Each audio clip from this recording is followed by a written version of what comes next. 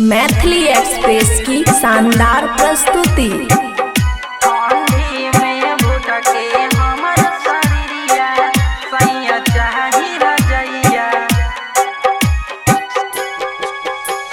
Music by DJ Guddu राज।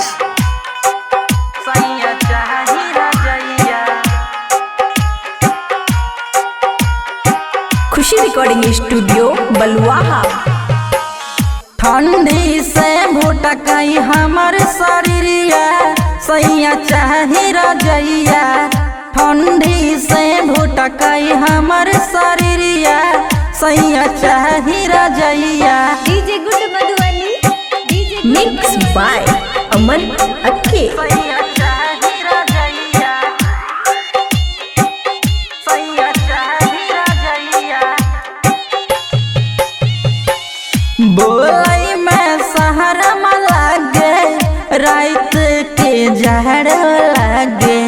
बोलई में शहर में लागे रात के जहर लागे। कैसे के लड़ाई हम नजरिया सैया चाही रजैया। ठंडी में भुटके हमर शरीरिया सैया चाही रजैया।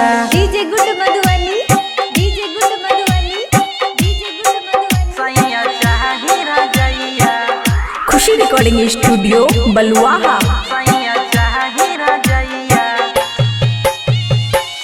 केकरा सो हमें कहिए अपने नैन का दिए।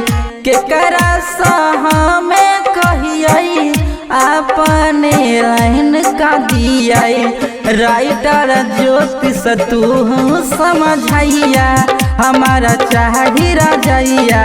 सुनी सैया नीरज सबरिया लाइन का दिया रजैया। खुशी रिकॉर्डिंग स्टूडियो बलुआहा।